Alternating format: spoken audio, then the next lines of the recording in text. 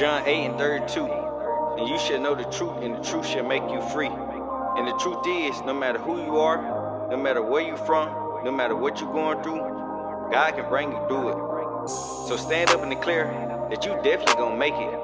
And that ain't nothing but the truth, the whole truth, all truth. Yeah, that's right. And this is strong truth. You're exactly where you're supposed to be. For the truth, that is what'll set you free. You're stronger than what it seems. Be free, be who you're called to be. With you on this journey, you can make it. You can make it. It's just a lies and deception. It can be misleading. You can make it. You can make it. Just keep believing. Yeah. What's going on, everybody? It's one and only Strong Jones and Precious. And we're here with today's episode of the Strong Truth Podcast, where we vow to tell nothing but the truth, the whole truth, our truth, the strong truth. And we got a very special episode today, y'all, because it's our very first Testimony Tuesday. And the person that we got with us today, you know, it's an honor to have him on the show. He's a father, he's a son, he's a brother.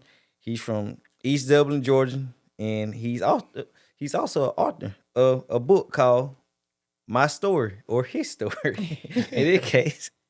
But without further ado, I want to introduce y'all to Alfonso Webb Jr. What's going on, man? How you doing? I'm good. How y'all? Yeah, we good. So I'm gonna give y'all a little disclaimer and a little backdrop of this. We actually have tried to record this episode, and we had some technical difficulties. We got the whole thing out, and we had to redo it because the sound did not pick up. How that happened, I don't know, because that has never happened with any of our episodes. But to me, I looked at it like, man, this man's story is that I just felt like the devil he was just mad. Like even today, we had stuff that has never happened before, technical wise, that's happening. And we were just sitting there talking about it before we started recording. Like, the devil don't want this man's story to get out. Because when I tell y'all it's a powerful one, it's powerful. So, and I'm glad that this is the very first Testimony Tuesday, because this gonna set the tone for everything else. You know, anybody else that come, like, y'all gonna see like what we really standing for on the Strong True Podcast. So, you got something, Fred? You wanna? No, I'm super excited. You know, having our conversation before, and like Strong said, I already kind of getting this episode recorded. It gave us just like a little groundwork, a little foundational work, but even diving into this book, that's what I'm ready to talk about. You know, it's his story, it's his testimony. So we're going to be diving into it. And I hope y'all ready.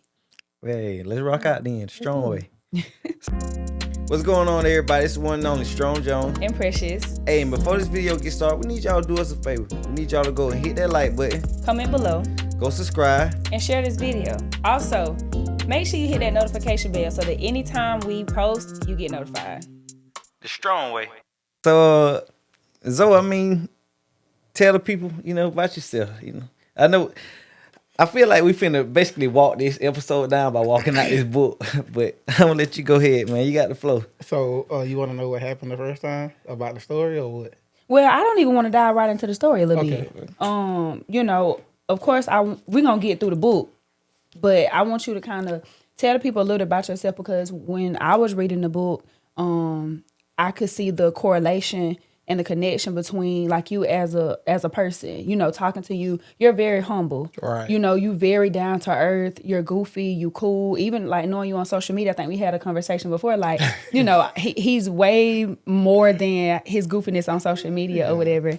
And so reading the book, there are certain questions that I do have. And I want you to kind of go back to your childhood, because you do talk about your childhood. So if you can tell us a little bit how it was for you growing up and what that looked like for you. Okay, so growing up, I had a good childhood. I actually did. I had a good relationship with both of my parents. It got a little rocky on my dad's side, like, cause growing up with him, it was kind of him dealing with women thing. So, okay. But like I love my like to this day I love my dad to death. Like he's one of my best friends. But it came to a point where I was so young, and I used to stay with him all the time. And the woman that he was with, like that's all I really knew besides her and my mom. So like since I was a baby, like that, she helped him and my mom raised me.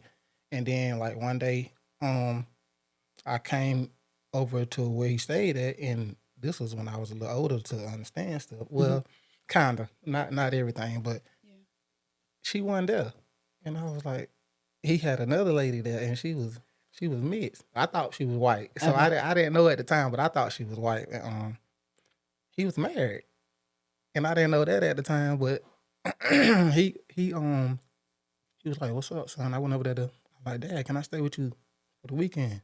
He was like, "Nah, you can't stay."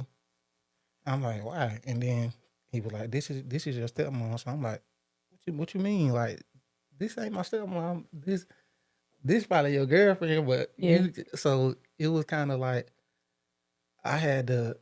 That kind of hurt my feelings, but at the same time, I had to adapt to that. Like I didn't like it at first, and then I got a little older, and I had to basically we ended up connecting, but it took some time because like I said, it was new to me, and that ain't what I was used to. But I just felt like I don't know, man. He used to make it a little rough for me. Like he used to choose people over me, and that kind of used to bother me. But I didn't never let it come between me and his relationship. I always still show him the same love. Like to this day, like he don't know I feel like that. You know what I'm saying? So I never told him, but. Yeah, that used to bother me, but other than that, like that's one of my favorite people to be around. It was always one of my favorite people to be around growing up. Like I used to do a lot with him. Like I used to watch him while he up under the car being a mechanic. He taught me how to fish. He taught me how to hunt. He taught me how to do everything. Like hard working man. Like I took everything from him. So, but other than that, I had a pretty good childhood. I know in the book you reference him as being like your hero. Right. And so I did also wonder because you mentioned later down the line, I want to say it ended up being another woman. And then, so I was curious about, with so many changes, and then you threw out a term confusion. Yeah. And so I want you to talk a little bit about that confusion because I wonder if that affects you in a way, maybe how you look at women, or did you say, well, my daddy like this, I want to be like my daddy. Or like, my dad was like that, I don't want to be like my daddy. Can you speak on that a little bit? I was confused because, like I said, the woman that he was with, that's who, since I was a baby, that's who I really considered my stepmom. And he didn't never marry her, but he ended up marrying the mistress or whatever. So he met her when he went on the road. Basically, he was cheating. So he went on the road and he was working in Tennessee. And he met her. And somehow she ended up moving to Georgia, and I don't know if he married her up there or when he got back behind the one that I call my stepmom, behind her back or whatever. But I just noticed she was gone, and when he came back, the new lady was in the house. So I'm like, bro, you can't make me call her stepmom. And I was telling him that, like, you can't tell me this my stepmom when I'm not. You just brought a complete stranger to me in the house, and I'm used to being here with this certain lady. So. Other than that, no, I don't think it didn't make me feel no type of way or look at women different because of his decisions. Okay. No, I mean, you gotta have morals and respect now, but I got my own taste in women or whatever, and I don't let his decisions, how I want to put this. You don't want that to dictate how you move. Yeah, there you go. Yeah, exactly. So yeah, that's pretty much that on that part. Okay. So I was reading in the book where you actually talked about that situation a little bit deeper, and you talked about. So let's dive into I know in your book you was talking about that situation, where you came home to the new mom situation, but. You also mentioned another person inside the book, I think your stepsister or whatever. Yeah. And you was talking about how, y'all had a cool relationship and stuff. How, like, is that relationship still pretty? How's that today? Yeah, it is. Okay, so she still stay in Tennessee, and her mom actually ended up passing last year. So I got in my car. She didn't know I was coming. So I think I asked her, like, do she still stay up there in the same spot she stayed in when I was little or whatever? And she was like, yeah. And I was asking her, like, so, okay, when they gonna do, the funeral and all of that? And she told me or whatever. So I went and got a rental, and I popped up down there and had a room, but she didn't know I was down there or whatever. And then one day I texted her while I was down there, and she was like, I have to talk to you later. I got to go to the funeral home, set up the wake and all of that. I'm like, okay, so where is it at? Where's the the funeral home place at? And she gave me the direction and she would let me know whatever. And I popped up on her, and bro, she just busted out crying. Yeah, because she hadn't seen me since I was like 12, 13. So, but yeah, me and her relationship was always close. It was me and her mom. It just like I said, it was so new to me, and I had to get used to her. Yeah. But I ended up getting used to her, and she didn't mean me no harm, or like she was actually nice to me, but I was mean to her at the time because, like I said, I wasn't used to that. But me and her daughter, we connected like this. Like we had a room together. Like we was always close for the time that they were staying here in Georgia. And then I ended up getting close to her mama, and then they vanished one day. So she left my dad and went back to Tennessee. But me and my stepsister, yeah, we still got a bond. I still talk to her every now and then. That's what's up, man. I know it too. In the book too, you even talked about how I laughed when I read this part. How I guess you went listen to something and she made you go out there and clean that yard. But after you did all that, she sat you down, told you that with bad actions comes consequences. Yes, but she cooked that hot cooked meal and stuff too. I said, well, that's some good love right there, man. Just and that, how did that make you feel in that moment? At that moment, I was angry. I was angry because I got caught doing something I didn't have no business. And you growing up, especially being a boy, you're gonna do what you see. You know what I'm saying? So I think I got caught smoking. And I got caught smoking, and then she found out about it.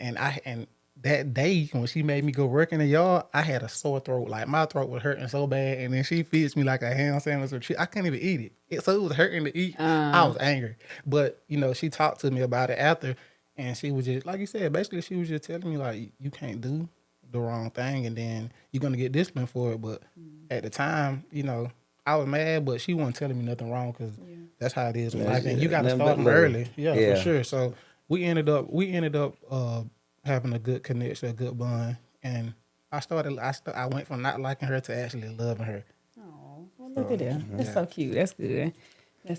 Well, shoot. Next thing I want to ask, cause reading your book, I was reading it with my son, man, and the part that he loved the most about it. But in the book, you talk about, when you had to pass your graduation test. Oh boy, stressful. But it was. I loved it because I was able to use that as a teaching moment to him. Cause in there you talk about basically how you had took it multiple times, right? And then if anybody know about the graduation test, you only have a certain amount of times you can take it. And I think you was on your last time, but you talked about a friend. Well, you tell the story, man. No, you good? I'll listen to okay. you. I know you did. You had a friend in there named, and correct me if I'm wrong, but Shay, right? Shay. Okay. Yeah, say on that last time when you was finna get ready to take it, say that Shay basically brought.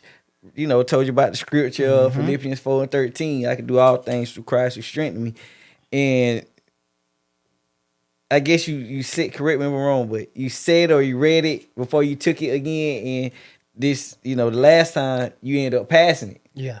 And so I was reading that to my, my son. I was able to tell him and we went to that verse, and he was like, okay. So I don't know, for whatever reason, when we read this story, he remembered that out of everything. Like that was his favorite part of the book. Like, that's dope. And he went and asked me questions about, if he.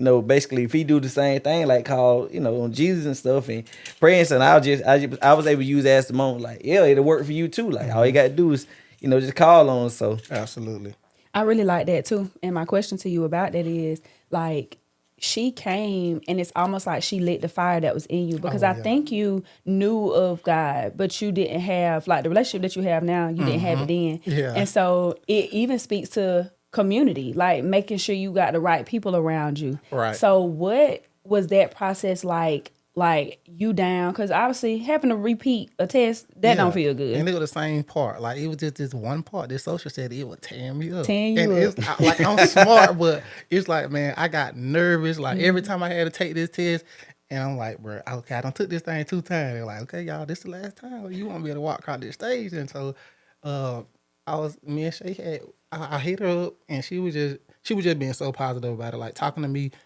communicating with me about it or whatever. She was like, you gonna be all right or whatever. And then she told me about the verse or whatever. And ever since that day, it stuck with me. And so I went and took that test that last time. And man, so how we did it at our school, we would go to the lunchroom to get our results. So everybody who retook it or whatever, well, matter of fact, when you take it your first time, everybody go to the lunchroom, they get their results. But even the people that retake it or whatever, you go to the lunchroom and they'll tell you, come up here and get your results, and you'll look and see. So I was like, okay, this last time I already took the test, so I went and got the test, and I had somebody else to look at. I was so scared. And when the girl, it was one of my friends, when she looked at it for me and opened it, and she told my pad, bro, I would have cried. Like, I was like, ain't no way. You know what I'm saying? So, yeah, that stuck with me ever since then. I was in the 12th grade. Yeah, I was in the 12th grade. So that been my favorite verse ever since then. Because like I said, I always went to church. I always been in the church, you know what I'm saying? But my relationship, and I had it.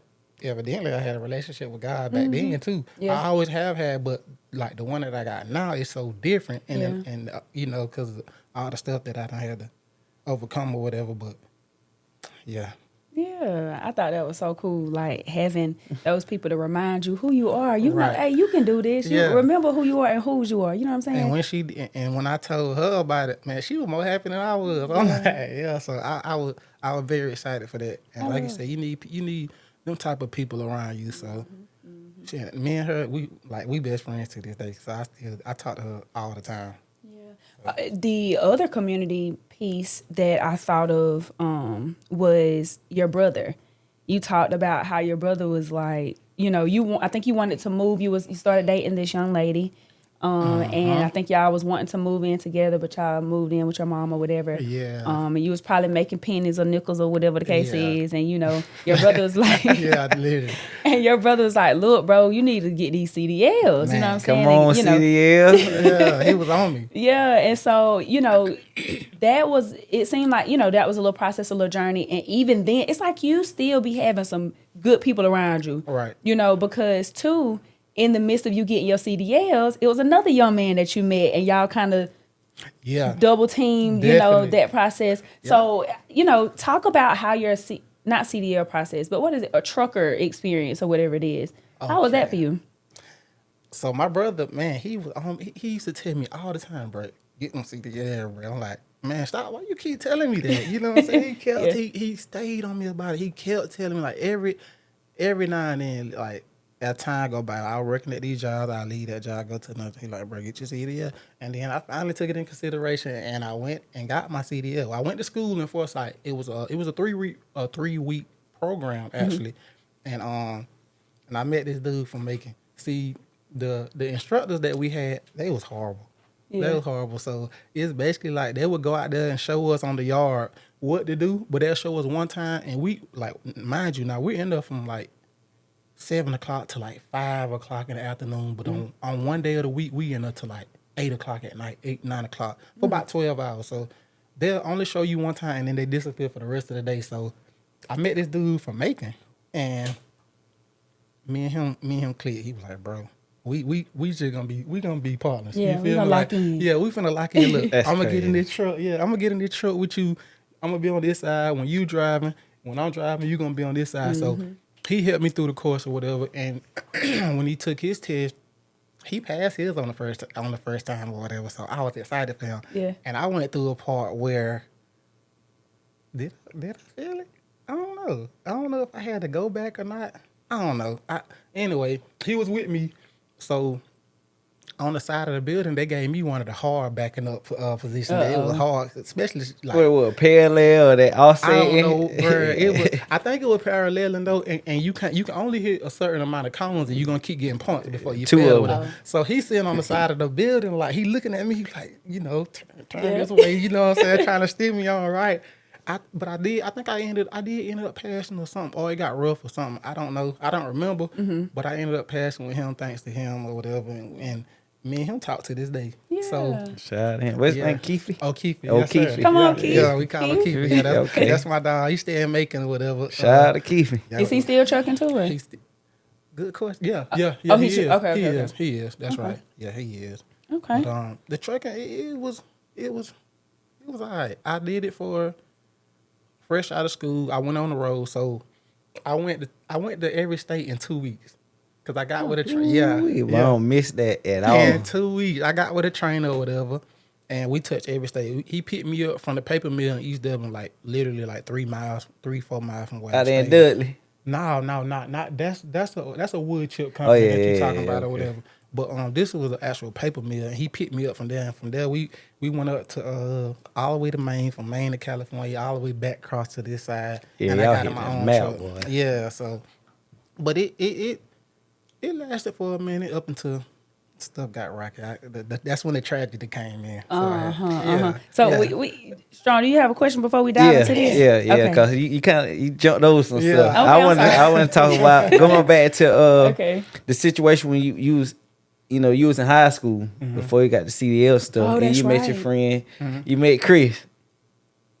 Yeah, And yeah. you met Chris and you talked Miss Sheila and his Right. siblings and stuff, and the situation where y'all was kicking. Can you just talk about how the parents met and then the situation with the BB gun and all that, man? Bruh. So okay, one day I was like, my dad is okay. They stayed in a hood called DeVille, and my dad stayed literally right up the road. It's okay. It's right by DeVille. I say that. So I went to DeVille one day, and I was walking, and then I ran, and Chris was on a bicycle. So I met him. He was like, "What's up?" I'm like, "What's up, bro?"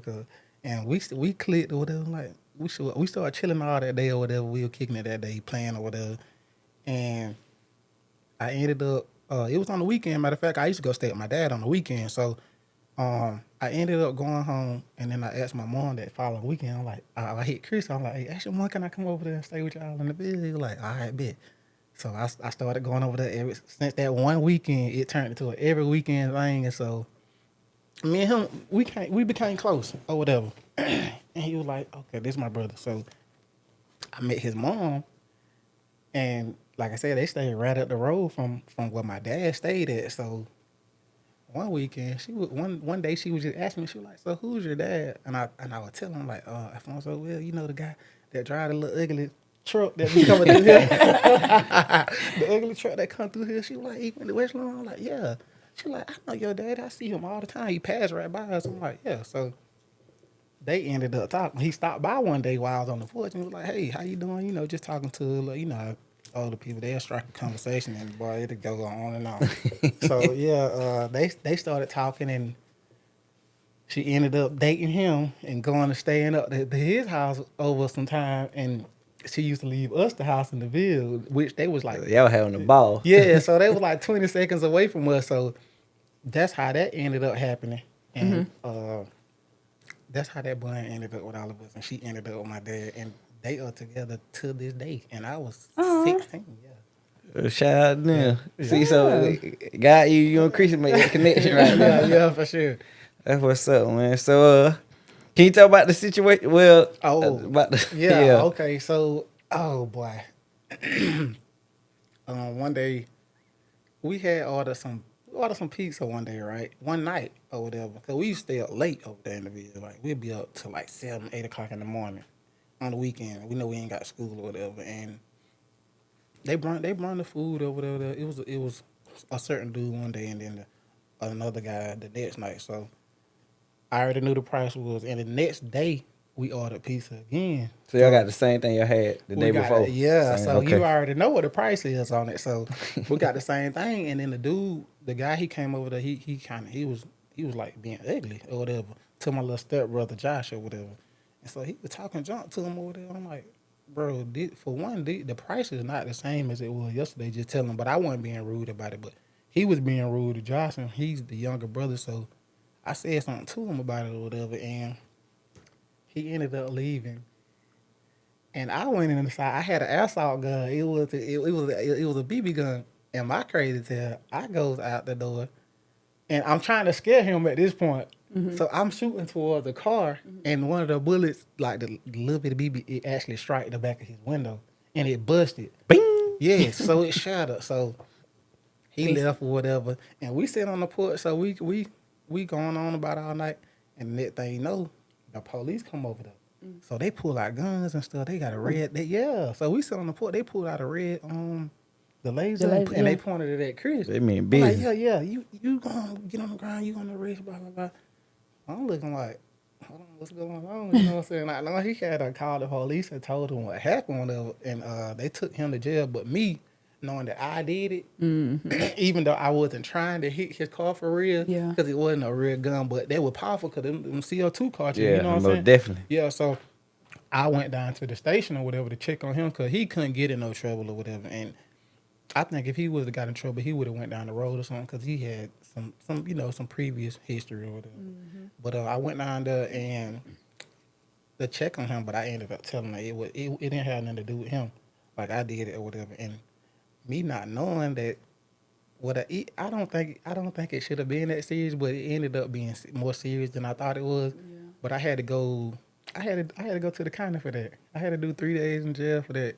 But Long I 3 days, wasn't it? Yeah, it was a long 3 days. Especially with me being, and it's so crazy because I had just turned 17, so I was legal to go to jail at that time because the time difference the age had changed or whatever. So, but I wasn't finna let him take the fall for it or whatever, knowing that I didn't do it. I didn't have to go down there at all.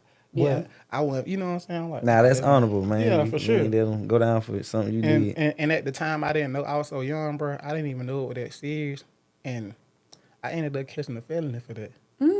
Yeah. So. You were charged with ag. Yes, they did. And I'm Hey, like, bro, it's not even a real gun. And me, I don't know what this is at the time. You know, so I ain't never got in no trouble like this. Yeah. And just trying to scare somebody turned into something that don't follow me on my record or whatever with. So yeah.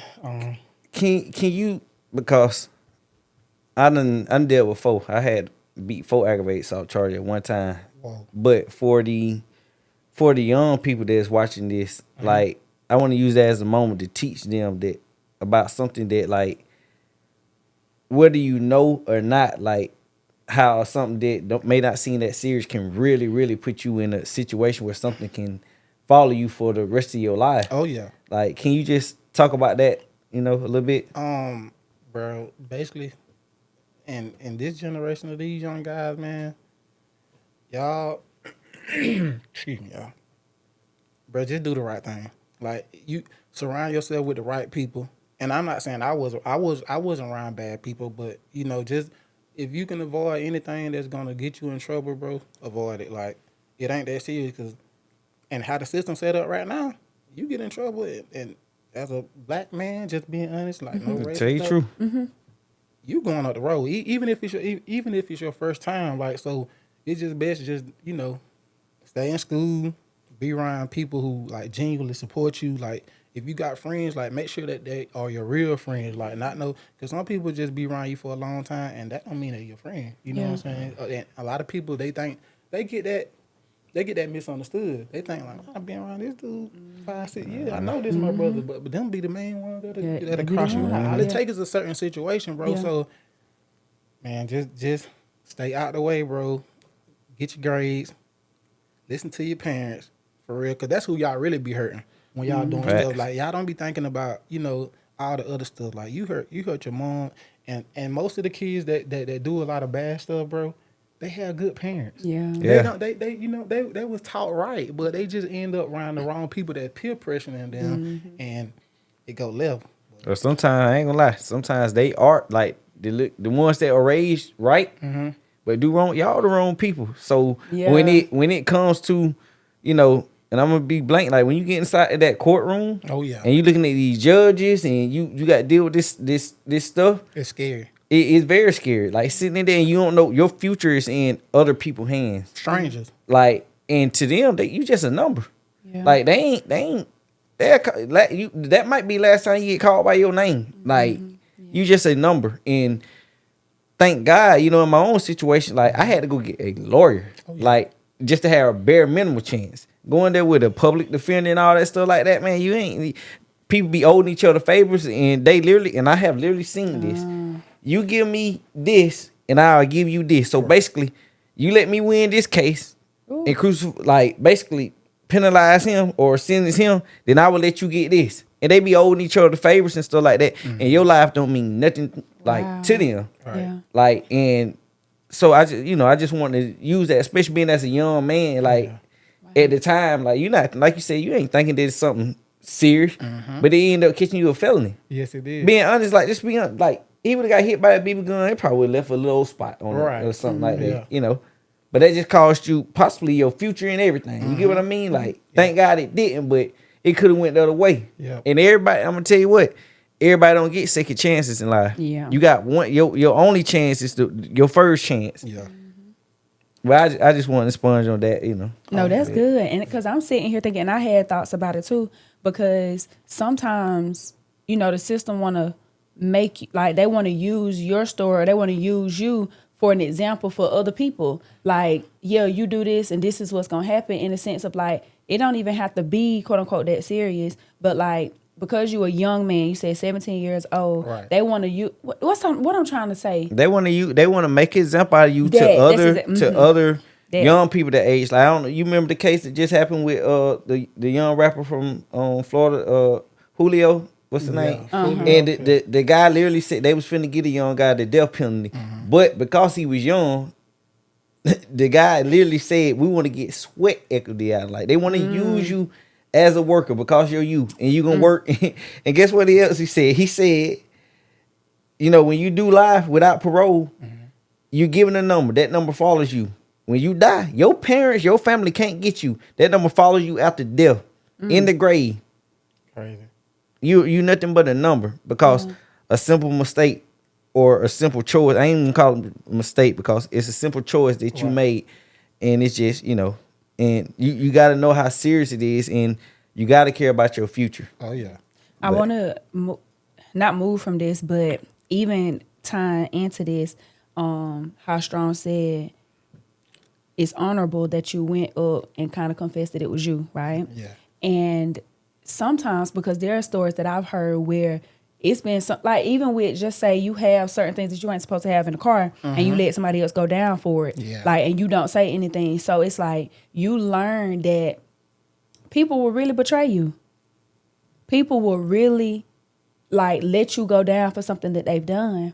And so that, I think the next thing is your first story, right? Right. Okay, so perfect. Let's get to it. So the reason why I said that is because I about felt some type of way about the young man, because I feel like, you know what I'm saying, he set you up. Yeah. And so I want you to go into this first story of the beginning of your first, you know, testimony or whatever, because it was all planned out. I was looking at the story, listening to the story, you know. I like a visual, so I'm like, they playing this out to the T. They knew to do this and to say that so this can happen, and then it was all planned out. So I want you to talk a little bit about your first incident. Okay, so Get all the details. I want to hear it all.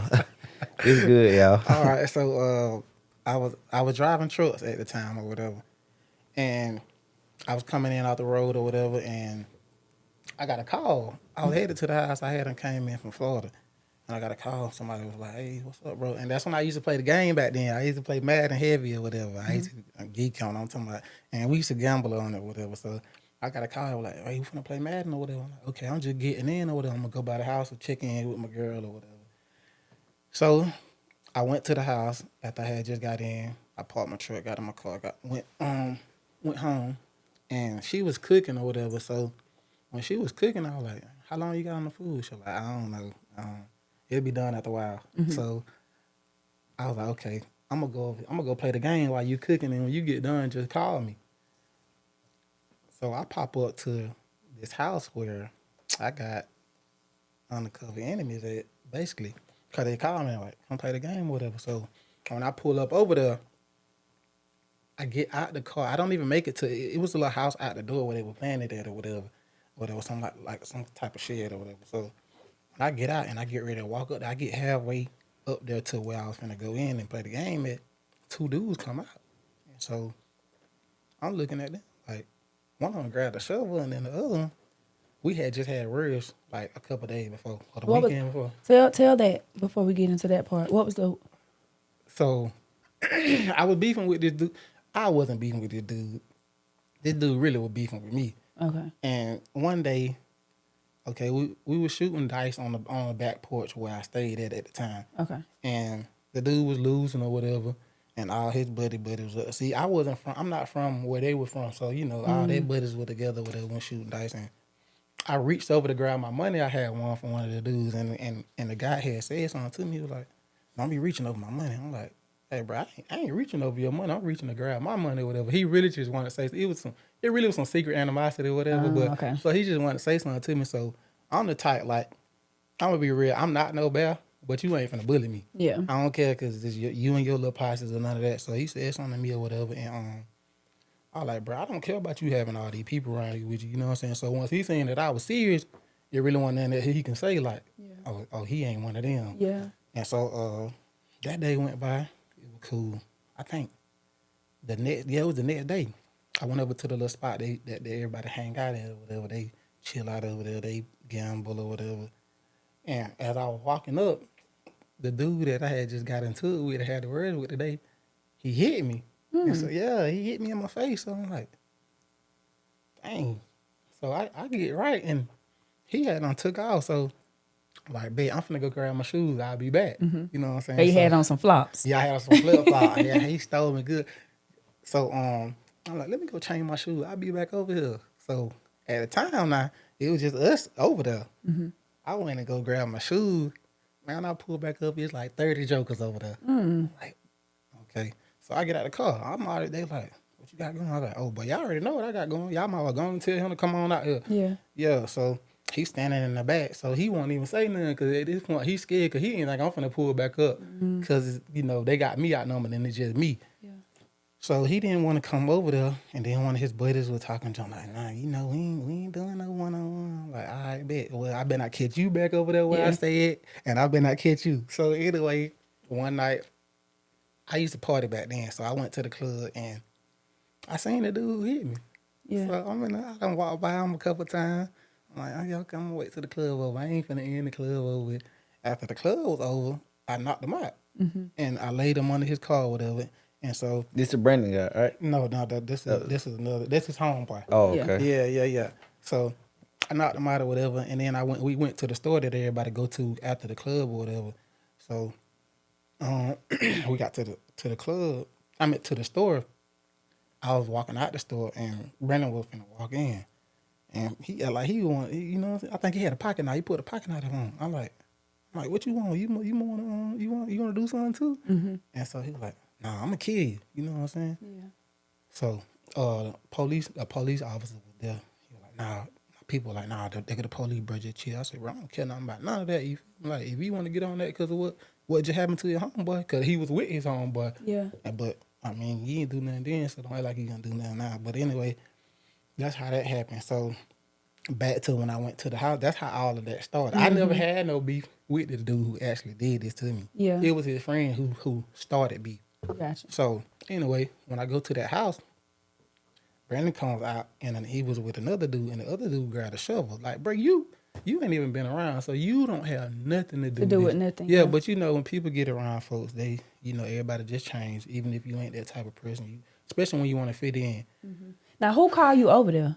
Because somebody that you was cool with. Yeah, a dude, you know what I'm saying? He stayed there. He stayed. Okay. Yeah, a dude that stayed there. He did it or whatever. Okay. So. He was part of it too. He was part of the Yeah, he setup was part of too. the plan. For sure. All them were homeboys anyway. Yeah. And yeah, they all had their own little posse, but Yeah. so when I get out there, like I said, I was walking up and then they came out or whatever. So I'm like, hey bro, I already told y'all, like, bro, y'all ain't gonna let y'all jump me. If y'all really wanna fight, bro, we can load up, go to the country, we'll fight, and that'll be that. You know what I'm saying? And it'll be over with. Bro. So I turn around and go to, matter of fact, the dude who stayed, he came out, he was like, bro, just leave. He like, just leave. My mom finna get out work and come home. I'm like, bro, you called me over here. I ain't come over here to start no problems with you. You feel me? I've been around y'all since y'all was little. You know what I'm saying? Because I'm cool with your cousin or whatever. And I used to stay with y'all. Like, bro, you act like I came over here. Like I said, I'm finna come over here. I didn't even know that they was over there. You know what I'm saying? So that's how you know what I'm saying? So, I'm like, okay, well, I respect your mama and her house. I'm finna go. Yeah. I'm walking to the car, and I open my door, and someone just told me to turn around. When I turned around, he was pointing a gun dead at me, like so. So I'm really looking like, and it was about probably 10 yards So kind of This the guy that called you over here that pointed the gun. this dude Brandon that actually Okay. shot me. So he was pointing the gun at me. So I'm looking like, dang, he went in the car to get it out of the car that he rode with his homeboy in, and from under the seat or whatever.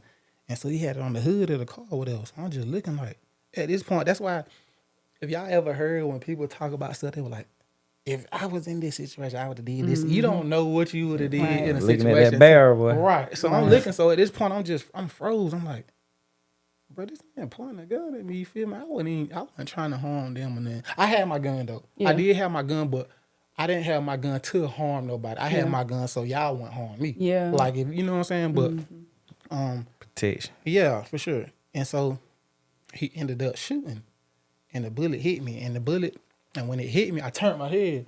So I felt something warm, and I was looking at my hand, and blood was dripping down on my hand. So I done shot in the air, so to make sure that he won't shoot again. Because at this point now, I don't know if you done gave somebody else a gun or whatever. So I done shot in the air, so he take off running. So I look, and when he taking off running, I pointed the gun at the back of his head. And me, like my dad, like I said, my dad taught me how to shoot everything when I was young. So like, I'm not gonna miss. Yeah. So when I pointed it at his head, I pulled the trigger. That thing said click.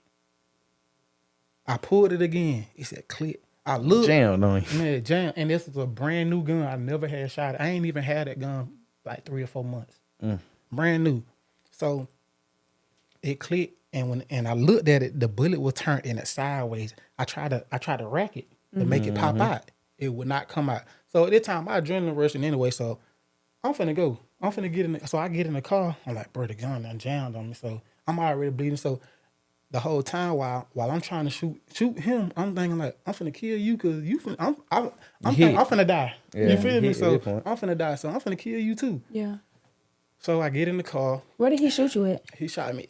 It shot me in my eye, in my right eye. The bullet actually came off the bridge of my nose and hit me in the right eye and came out on the side of my head, like where my temple is. Yeah. So when I got in the car, I backed up and drove off. My phone rung, and it had to be a mother instinct. It was my mama, and when I answered the phone, she was so excited to hear me. Like, she was just calling to check on me for like the daily calls that that a mom do. She like, hey baby, she hollering the phone like, hey mom, I just got shot in the head. I called the ambulance right after before she called me. I had just hung up with the ambulance. I called. I was like, hey 911, I'm headed home to such and such address. Send the ambulance. I just got shot in the head. And then when I hung up with them, that's when she called. And I'm like, mom, I just got shot. She was like, oh my God, baby, where you at, bro? I said, mom, headed to the house. Just come up there. She said, I'm on my way. Now, mind you, she 20 minutes away from me in the city I was staying in. So I was staying in Riceville. Yeah. And that's like 15, 20 minutes from East Dublin. And so when I get in my car and go to the light, it's a big truck in front of me. And we at the light. So this truck is a log truck. And then across from that light, it's a truck on the other side. So when the light turned green, I flush out around it and go in between it and go to the house. So I'm conscious. I'm still conscious. I did drive myself home. Yeah. So, when I tell them, they were like, bro, you drove home? I'm like, yeah, I drove home. That ain't normal. Yeah, it ain't. So I'm like, normal. so I drove home. And when I got there, I go in the house. I'm like, I tell my girl, I'm like, baby, I got shot. She was like, what happened? So she freaking out. And I go out there and sit on the porch. The ambulance came over there. So they come over there. They cut my shirt off and all of that. They put me on they put me in the back of the ambulance and take me to another spot up there to get airlifted.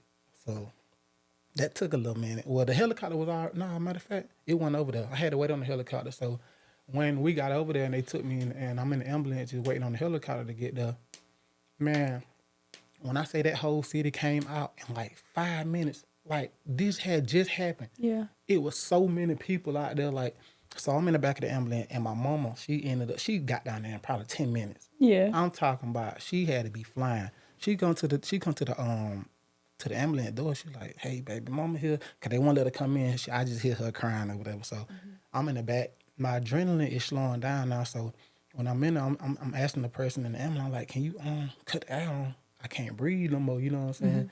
Cause my adrenaline, it had done been rushing for a minute. So once it slow down, it's gonna go one of two ways. Then so I was like, I can't breathe. They was like, okay, I cut the air on for you. So they cut it on blast. I'm like, no, that's too high.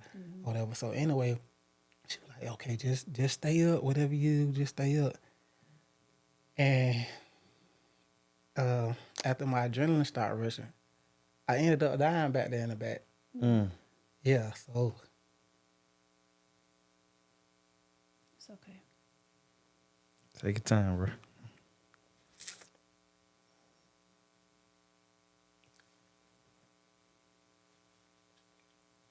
so I remember this bright light. And I eventually ended up, I don't know how long it was, but I eventually ended up waking back up and coming back to life. So the ambulance finally had came. I mean, not the ambulance, I'm sorry.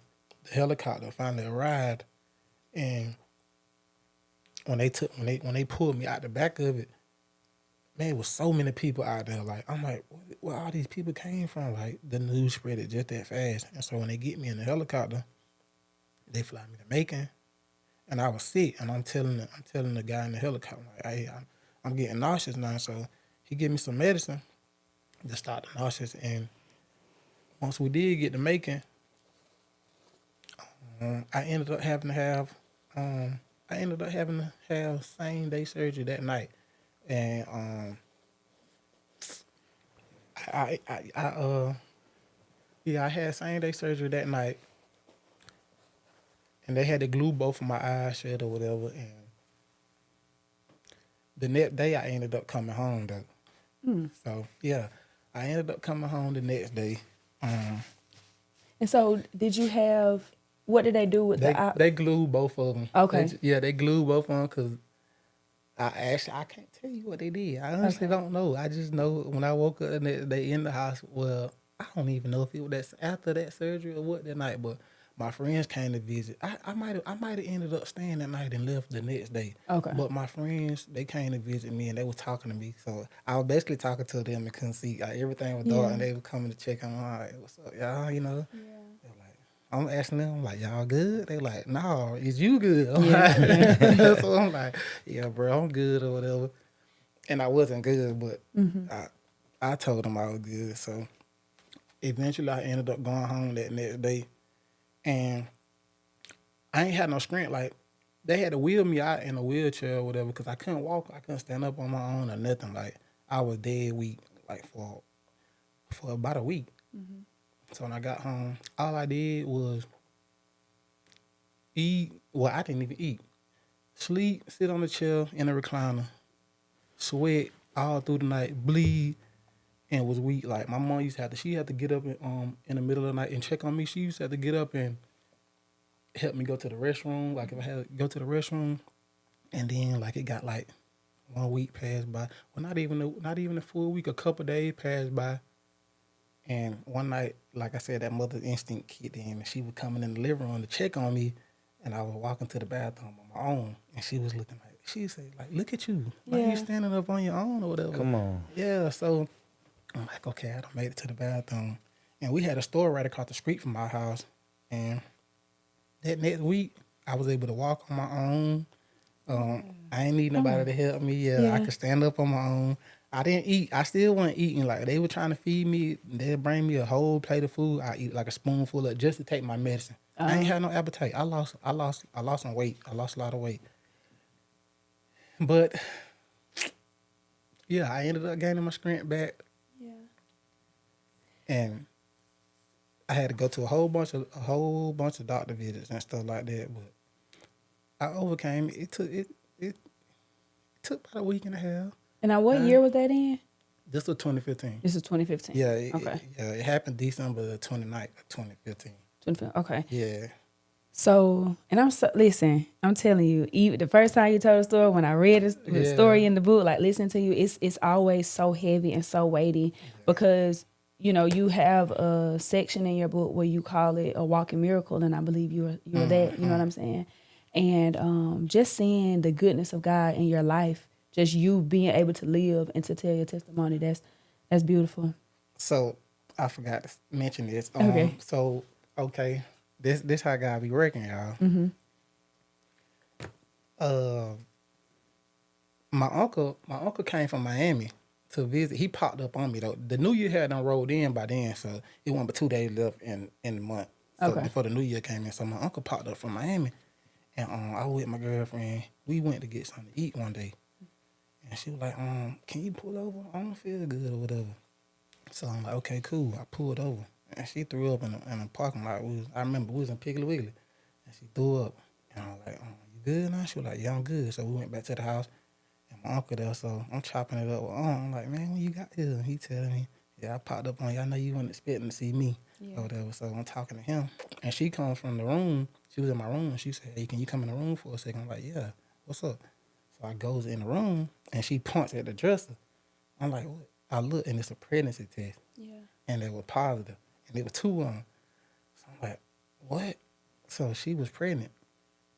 The whole time, I was trying to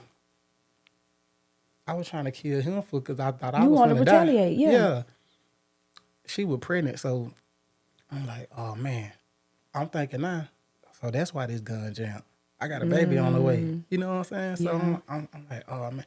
So I had to really think about that. I'm like, bro, she was already pregnant 2 weeks before that happened to me. I'm like, now if I'd have been trying or something or wanted to have a baby on purpose, it probably wouldn't have happened. But Yeah. when something like this happened, she ended up pregnant. So it was meant for me not to do that to him because he knew that I had to bring new life in this world. So I had to look at it like that. And so, yeah, I knew I was going to be a father. So I had to immediately, like, as soon as I seen that pregnancy test, I had to immediately just have a change of heart. Yeah, because your son, I remember you made a statement that your son saved you. Oh, yeah. You know, he saved you. Yeah. And other people, too. Yeah. So, yeah, for sure. Yeah. So, yeah, that's how that went. So how did life go back? Strong, do you have anything that you want to say or ask in that for that? Okay. Because I, would wonder how long did it take or what did normal look like for you after that? About a year. About a year. Okay. Yeah. About 10 months to a year. Okay. So son had done came and Yeah, he came and everything changed. He ended up coming in September. okay. Yeah, so it changed from then, but it took about a year for everything to be back to normal. Okay. Yeah. Okay.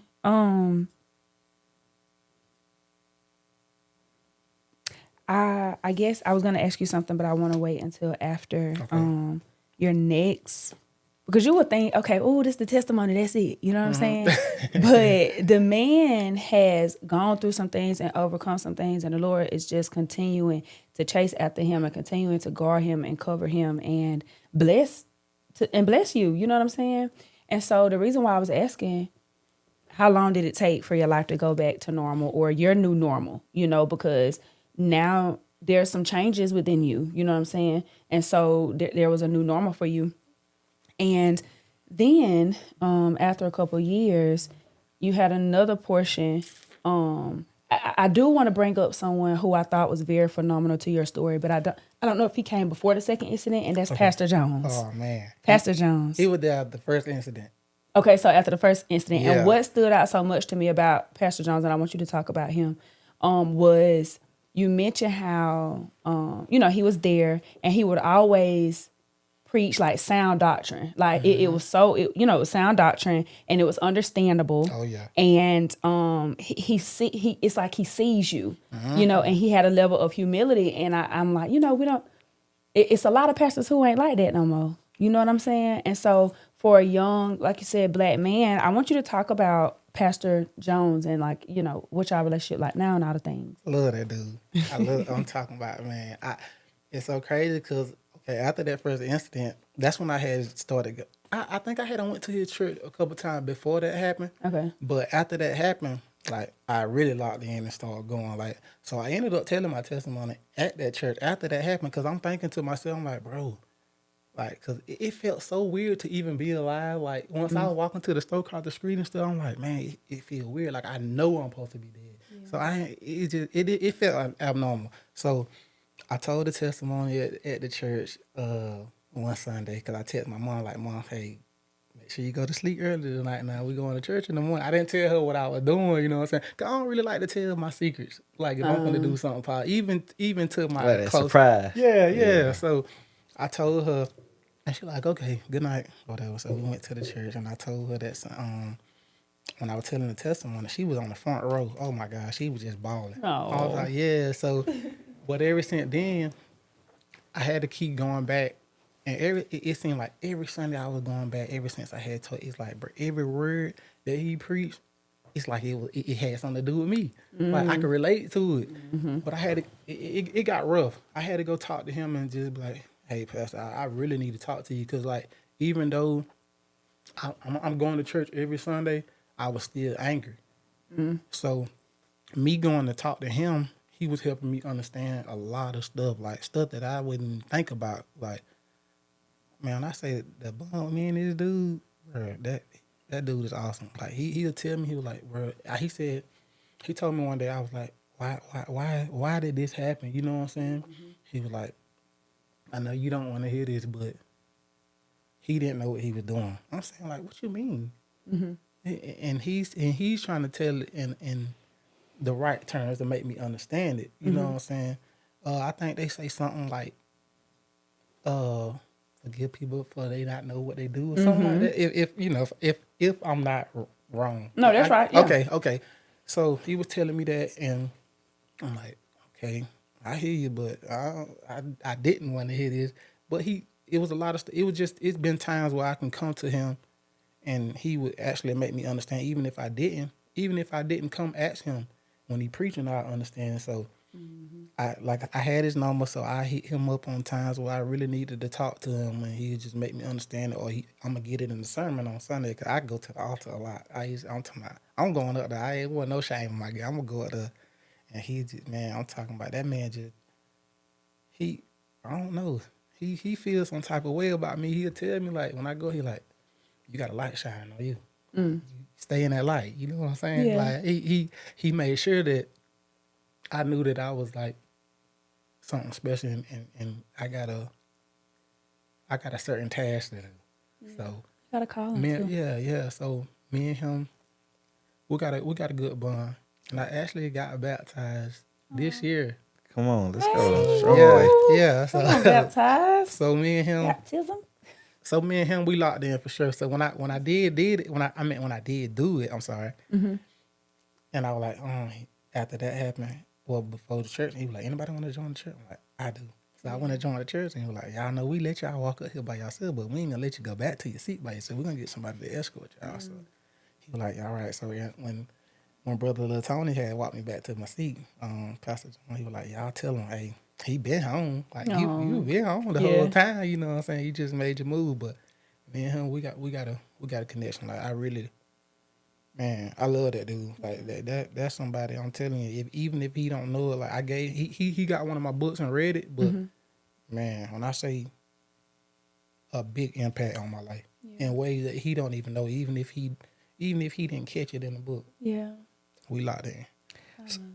So I got a question. You mentioned that, he basically told you gotta forgive him because he know not what he did. So my question to you is, since the incident, have you seen the guy who shot you, and how was that? And what did you feel in them moments? Ooh. So I was actually at the DDS one day, and when someone comes in a door that got double doors and they're heavy, you're gonna hear them when they close. And so you gonna look and see who coming in the door. You know, black people knows. Well, people know that when they come. So when they come, Black folk, we know it's yeah, for sure. Who that? So I heard something while I was in the study, and I was trying to actually get another endorsement on my CDL or whatever. So I heard the door open, and I looked, and it was him. And when he seen me, he turned around so fast, and he went and got in his car and left. It put a burn in me so bad, but at this time, I ain't finna go after you because we right by the county jail. Yeah. You feel me? So, but yeah, I seen him. It made me mad, but it wasn't mad enough where I was gonna go to jail, you know. But he didn't want to see me. So he seen me as soon as I looked up, like his eyes stretched, and he turned around. Whatever I'm finna do at the DDS this day, do another day. Yeah, we're gonna do this another day. Yeah. Okay. So have y'all had a conversation since then, or y'all just how it like? No, Okay. nah, You ain't that say? no. I ain't gonna say that. Don't nah, say that. Don't nah, say that. nah. Do you think you would ever get a point in your life where it's like, no, I ain't got to be friends, but y'all can at least talk about like okay. No, sir. No, sir. But I can tell y'all a secret since we telling the truth. I can tell y'all something that I haven't told nobody. And boy, it's gonna hurt to say this. Yeah, it's Okay. But exclusive I'm a on Strong man. True I'm Podcast. gonna be real. It's gonna hurt to say this. And don't nobody know this to this day, not even him. I forgave him. That's what's up, man. That what's up. Bruh. Well, hey, that take a real man, dog. That take a real man. Bruh, I had to do this in church. Bruh, that hurt so bad. But I had to do it because forgiveness ain't for the other person, it's for you. Yeah. I had to find that out on my own. Bruh, it hurt. But I did it, bruh. I did it. And now everybody knows. And this done been a couple years, and I kept that to myself, bro. I went up there to the altar, and he asked me, he said, "You ready?" I'm like, "Yeah, let's do it." But I had to learn on my own, bro. The forgiveness is for me, so I can move on with life. But I did. I forgave. Bro, that take a real man, bro. That take a real man, bro. Like, Wow. And it's so crazy because Yeah, I was that literally hurt. about to ask you that. Yeah, I did. And like I said, didn't nobody know about it but me, and the pastor and God. But I did. I got something, bro. I did. And it hurt. I ain't gonna lie. It hurt being a man. It hurt because you have to, bro, no matter what, bro, you just gotta stand on that. Like you gotta take the good with the bad. Even if it hurts you, it hurt more forgiving somebody that matter of fact, it's harder. I say that it's more harder to actually do that. It's easy to hurt somebody. I say it like this. It's easy to hurt somebody, it's easy to kill somebody. It's hard to forgive somebody for trying to take your life, bro. That man, I'm telling you, that hurt me so bad. and cause no matter what, and this why it's a strong truth. Man, you can have no matter how much God you got in, no matter how saved you are, no matter how, like you still human. Yeah. You're still human. Like, and to know that, like, dang, bro, like it could have been the other way at the mercy of this person's hands, like that can do something to your thought. But it takes a stronger person to even, do what you did, take that step, because some people don't, man. Some people Yeah. they got that mentality, like no matter what, like they'll have, like be in that situation. Yeah. It'll be like, no matter what, I got to get you back. What's going on, everybody? It's the one on Strong John. And Precious. We need y'all to do us a favor. We need y'all to go follow us on all social media at the Strong True Podcast. That's YouTube, Instagram. TikTok, And Facebook. so that y'all can keep up with everything that we doing. I already had my mind, man, I'm telling you, I had my mind made up. It wasn't nothing. My heart, my mind, my heart was in the same place. It wasn't no mind in one place, heart in another. That was in the same place. I had already said, as soon as I get my strength back and I get strong enough to actually move how I want to move, I'm taking you. I'm taking your life. But I had to man up, bro. I had to man up. I'm like, that's a coward move if I do that, just because you try to do it. And also, since we on this, another thing about Pastor Jones, he told me one day, and this helped me understand too. I went out there to the altar. He was like, "Y'all know that verse, no weapon formed against you shall prosper, right?" Mm-hmm. He sat there and he looked at me. He said, "No weapon formed against you shall prosper." He never said it won't work. Mm-hmm. So He never said that it won't form, but Right. it won't work. It won't work. And that right there, I'm like, yeah, okay. So it happened to me, but it didn't do what it supposed to do. Mm-hmm. What the devil wanted it to do, which would take my life. So that helped me understand No, for sure. that. Yeah, but because there are going to be things that happens in our lives. And the enemy, what he meant for evil, Right. God turned it. Look at you telling your testimony. And I know without a shadow of a doubt, you are going to be helping so many people just by your testimony. And if you wasn't here, you wouldn't be able to tell this testimony. Right. So God is using that for such a time as this. You know what I'm saying? So yeah, the weapon might form. The enemy might think that he doing something. He might thought he got over on you, and some people might think, oh, you lame for forget voodoo. No, Right. you done gain a strength. You got your life. You got your kid. You here because there's some men who ain't here, who can't raise their kids. Right. You get what I'm saying?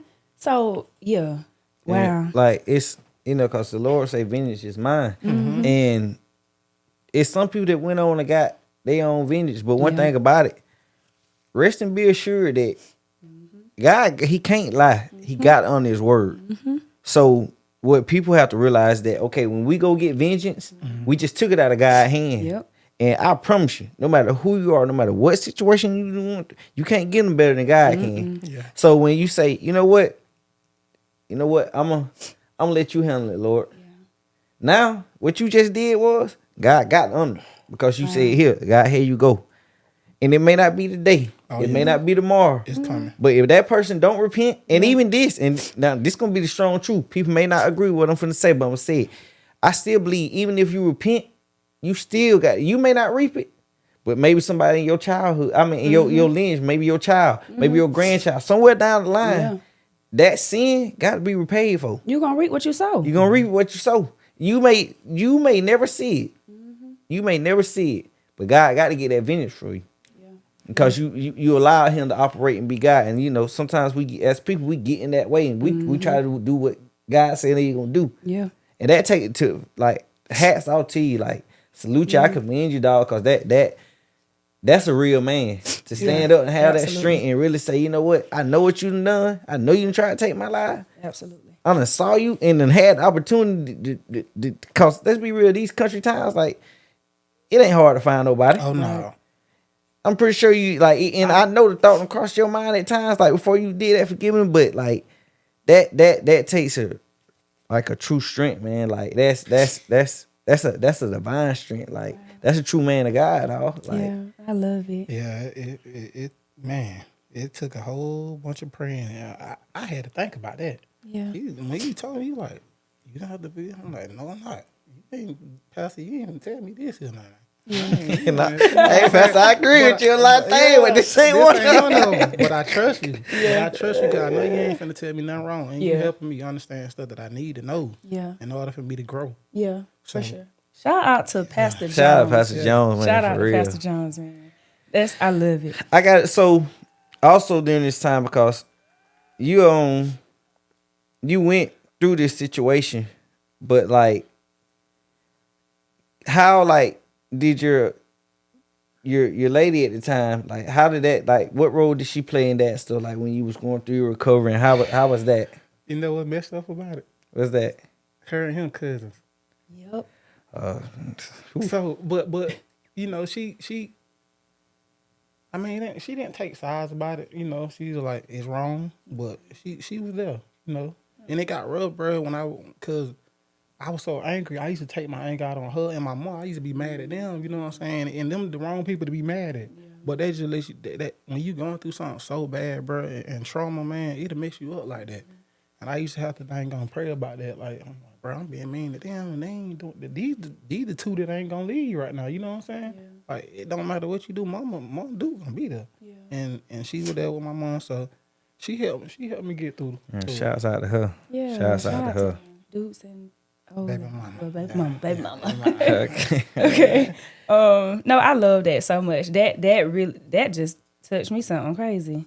That just touched me something crazy. I'm sorry. Last time I told you I'm proud, you just keep going up the proud radar. You just, Jesus, I'm so Appreciate proud. it. I'm so proud. And again, y'all, because could we go to the next one? Go ahead. Okay. So I want to go to the next one because in reading the book, you state how this particular day, your spirit was a little off. You know what I'm saying? And so instantly that took me to this word that we are kind of familiar with, and it's discernment. And so in my mind, I'm kind of like, you had a battle of decisions going on. Yeah. Because I really don't want to go. It's my mama's birthday. I really don't want to go. She wanted to go out and hang out. Not hang out, but she just wanted to go enjoy herself for her birthday. And you really didn't want to go because of the feeling that you had. But like, dang, this dude, you know what I'm saying? Right, Like, right. it ain't going to be right for me not to show up for my mama. And so I want you to tell us this story. Listen, well, y'all, for one, before I say this, y'all paid excellent attention to that book. I'm talking about, man, y'all talking about, golly. But yeah, okay, so yeah, like you said, it was my mama's birthday. She's a Halloween baby, October 31st. Yeah. All that day, I had been in the hood just chilling out at my people's house right down the road from where I stay at. Like literally like 10 seconds. So I was there all that day. And I wasn't myself that day. Like, okay, so I'm pretty sure y'all done heard. Y'all ever, okay, people that passed or whatever, back in the days, if y'all ever heard, they were acting funny that day. So it's like kind of like they seen their death or something. Y'all ever Yes. heard that? Okay. It was one of them feelings. So, but I wasn't thinking like that, like what I'm saying now. But Yeah. I was in the hood just chilling, and I just felt weird all that day. Like my like you said, my spirit was off. Yeah. I wasn't too much talking to people like that or whatever. And my cousin Josh, he came around and he was like, yeah, man, we finna go down here and have a good time tonight or whatever. I'm like, I told him, I said, Josh, bro, I really don't want to go. I said, I don't. I said, bro, I really just want to go home and go to sleep. But, it's mom dude's birthday, so I'm going to go just because, because she going to feel some type of way if I don't go. Yeah. And she popped up after me and him got through talking about that. And she don't never come around though. Like, she popped up, she like, what's up, y'all? He was like, I'm like, what's up, mom? She like, nothing, finna get ready to go home, get dressed or whatever, and get ready to go downtown. So I'm like, okay, I'll see you later. And Josh ended up taking me to the house to get dressed so we can go or whatever. And when I got dressed, we went downtown. I went in there, I ordered some wings, and this how you knew my spirit was off, because I didn't eat my food. Oh, gosh. Yeah, so I had I think I ordered like 6 lemon pepper wings. I only ate like one of them, and I threw it away. I'm like, bro, I'm not feeling this. So I ended up seeing this girl or whatever that I know. And it's another girl that I know, and they didn't see eye to eye with each other. So I called the girl, and I ain't gonna say no names. I called the girl, I was like, hey, such and such is in here. I'm just letting you know. So I already don't want to be here for one, so don't come here on that bull crap. Because she had been holding a grudge on the girl about some stuff. The girl had damaged her car a while back, and she hadn't seen her, you know what I'm saying? Yeah, So okay. I was like, don't come here on that, bro, because I don't want to be here for real. I said, let me know if you is, because I leave. I'm going to go home. Yeah. And she was like, all right, I'm not. So I'm chilling. Probably like 3 minutes later, I hear do-do-do-do-do. I look over. The girl's fighting. I'm like, man, what the world? I'm like, I ain't even know you was on the way. So we go out the door. Now I'm mad. I'm fussing. I'm like, bro, I told you not to come here on that mess. Like, what is you doing? She leave. She called me back. She like, hey, did you see my wig out there? I was like, bro, I don't know, bro. I ain't stunned that right now. I tell you, you really done blowed me. So after that happened, when girls get to showing out, that's going to make the dude show out. Okay, so this dude and one of my homeboys in East Dublin, they got into it. So what it was, the dude, he was working there. He was like, he wasn't a real licensed security guard, but he's friends with the owner of the building. So he I think he put his hand in my cousin's face, and my homeboy seen it, and so they got into it. So him and the dude, they get to fighting or whatever. So me, I'm definitely blowed, because now I'm like, bro, I didn't even want to be here now. Doing too much. Yeah, so now they fighting on the side of the building, blah, blah, blah. So at this point, okay, I see my partner. After they got through fighting, I see him. He pop his collar. I'm like, okay, he done handle business, everything good. Yeah. He walk in the building and go, yeah. Pop the collar. Yeah, You so know I'm you like, done won it. yeah, so I'm like, okay, boom, everything smooth. He don't walk in the building or whatever. Man, I happen to look over to the right, and I look over to the right, and my mama was out there with me, and I see a dude. The dude he was fighting, he was swinging. He had an ARP in his hand, which is an assault rifle. Yeah, so he just like going left and right, just looking. So mind you, he ain't from our city. So like, how people think in the world, like if you're not from somebody's city and you know you outnumbered, and Anybody get it. anybody gonna get it. So when I see this, now I'm in a whole nother world. I'm in a whole nother state of mind right now. So I'm like, oh my gosh, bro. I said, this dude, and me, I already know, because I got one of them things. I said, he got 30 on this joker. So he can shoot for a long time versus anybody who got a handgun. So I go in there and tell Josh, I'm like, hey, give me a key, unlock the door, let me get my stuff. I'm going to just leave with my mom. I go in there, I get my stuff out his car, and my pistol was in his car. So the dude ended up seeing it, I think. And he was like, yo, he got a gun. I heard somebody say something about a gun. And, bro, I'm saying to myself, like, bro, he finna shoot somebody. Not thinking it was gonna be me. But shots started going off. And then everybody started shooting. Like, I had some people out there, they started shooting. And then he had a couple people, it wasn't but like 3 or 4 of them, about like 3 maybe. They started shooting. And one of them bullets ended up hitting me. And, boy, when I felt it, it hit me in my abdomen. It came in on my right side and ended out on my left side. It's like bullet or It was 7.62. Ooh, woo. Yes, Lord. That's the same kill thing. a grizzly bear. Yes. So when the bullet hit me, I felt it. I was like, dang. I told my mom. I didn't never look down until after I told her. I'm like, Mom, I'm hit. And boy, she was like, no, baby. She said, so she went to freaking out.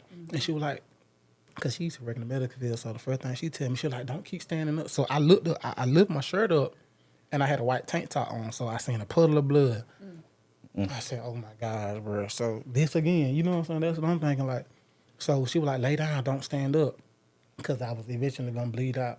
So I laid down, and I put both my legs up while I was laying on my back. So my mom is back there. She is screaming, and she got bad asthma, so she back there screaming. She crying. My adrenaline, it was only rushing for a little bit. So I had 2 cousins on the inside.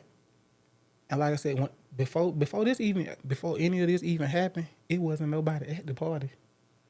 When them bullets and all they went out, the whole parking lot was full. So I'm on the ground, man. People screaming. My cousin Sharetta and Leah, they come out. They both in the medical field or whatever. And they both came out there and they started and they say they had to grab, like people were just giving them their shirts, their jackets and stuff. I was losing that much blood. So I'm laying on the ground, So I'm just pouring out blood or whatever, which I don't see it, but I'm hurting so bad.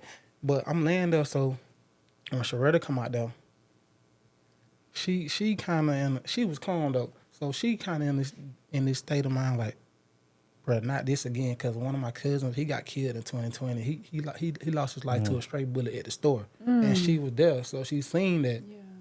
So, what year is this when this incident this taking 2020. place? Oh, okay, so this was, let's see, July, about 3 months after he died. So how long, like, how many, like, what was the time frame between your first incident getting shot and this one right here? 5 years. Oh, so the other one was back in 2015. Yeah, and this is okay. This happened in 2020. So yeah, so I'm laying on the ground. So this felt totally different from the first. The first time wasn't nothing. This right here, man, I was hurting. It wasn't hurting to where I was gonna cry. I didn't cry or nothing, but it was hurting and it was an aggravating feeling. So I'm laying down on the ground. I used to say when I was growing up, I'm scared to die. Until that first time. And I actually died in that first incident in 2015. And I wasn't scared no more because I was thinking about that after it happened. I'm like, it really wasn't scary, you know.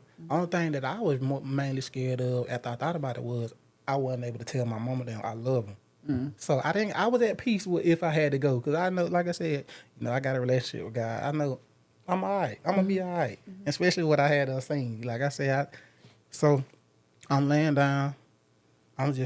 I'm telling her, I'm like, cuz I'm finna die. She was like, no, you ain't. No, you're not. I said, yes, I am. I can't breathe.